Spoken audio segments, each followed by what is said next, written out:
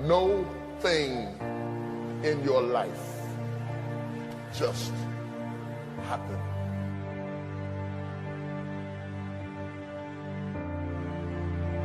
There are some things that you learn in the process, in the painful grappling of climbing up to a place rather than being zapped to a place. The things that you went through getting there give you the tenacity to stay there. The fight is your friend.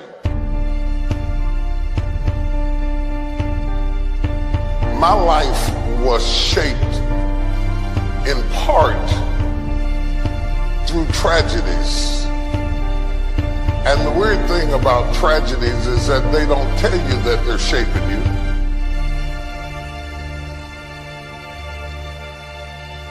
Intellect can describe it, but only instinct can find it. People always remember and talk about how you made it, and you're king, or you're the president, or you're the pope, or whoever you are, but they don't understand what all you went through to get there.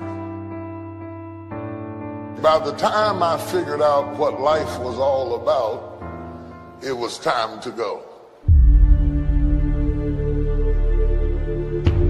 I've been sick before. I made it. I've been broke before. I made it. I've been brokenhearted before. I made it. I cried all night, but I made it. I've been betrayed, but I made it. I've been lied on, but I made it. I've been destitute, but I made it. I've been rejected, but I made it. Sometimes when you're imagining how things are gonna go, they don't go the way you imagined. And if you're a weak person, you will quit because it didn't go the way you imagined it.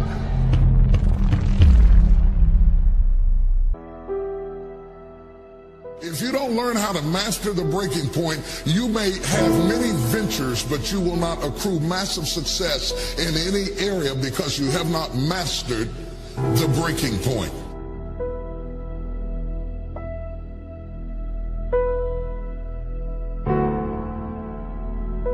Every time life runs you to a breaking point, you will give up and quit. You will back away and run. You will say, this is too hard, this is too emotional, this is too stressful, and you will back away. You cannot be a champion until you have survived a breaking point.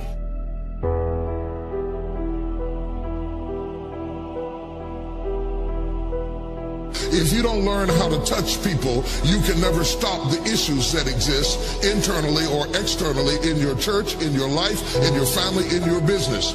So the one thing that the enemy is determined to do when you are at a breaking point, the first thing he wants to do is isolate you. The only thing wrong with your dream is that you're trying to do it by yourself. The difference between start and finish is determined by how you handle the breaking point.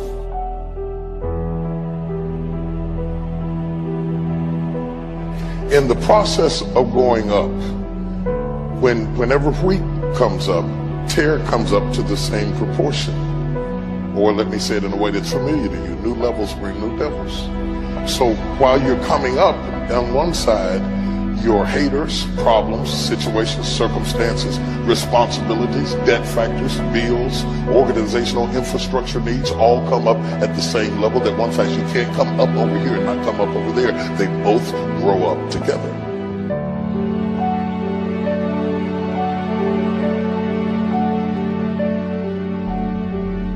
Just because your circumstance don't reflect it right now doesn't mean that you don't have it. Believe in yourself and get up out of there and go do what you've got to do.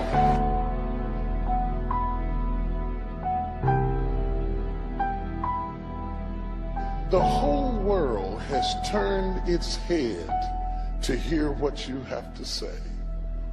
Do you have something to say or not.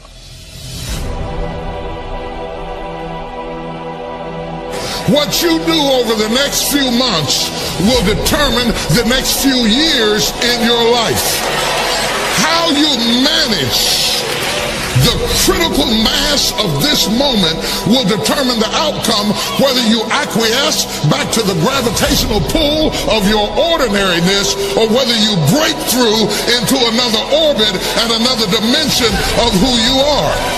I would suggest to you that everything you have gone through in your previous dimension has prepared you for this next dimension, and you're right on the verge if you can master the breaking point. You earned it, you scuffled for it, you fought for it, and now you can hold it down. Let's imagine for a few moments what our life would be like if we could access, let's say, 20% of our brain's capacity. There are more connections in the human body than there are stars in the galaxy.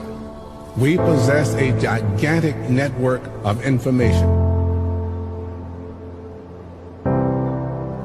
People say you have to have a lot of passion for what you're doing, and it's totally true. And the reason is because it's so hard that if you don't, any rational person would give up.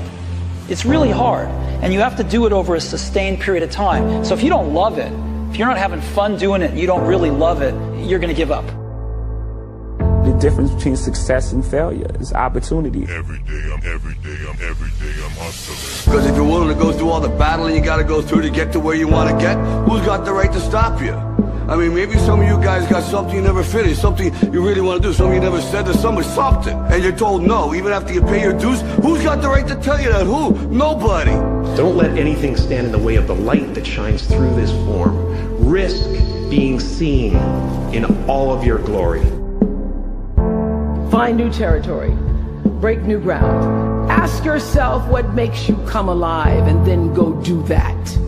Because what the world needs is people who have come alive. Dreams without goals are just dreams, and they ultimately fuel disappointment. Goals on the road to achievement cannot be achieved without discipline and consistency. But no matter what challenges or setbacks or disappointments you may encounter along the way, you will find true success and happiness if you have only one goal. There really is only one, and that is this: to fulfill the highest, most truthful expression of yourself as a human being. You want to max out your humanity by using your energy to lift yourself up, your family, and the people around you. I believe hard work pays off. Everybody that's successful lays a blueprint out. You know when you know, like you know it, you feel it. And it's just that we convince ourselves that we're not feeling it, or we convince ourselves that it's not right or something, but you do know when you know.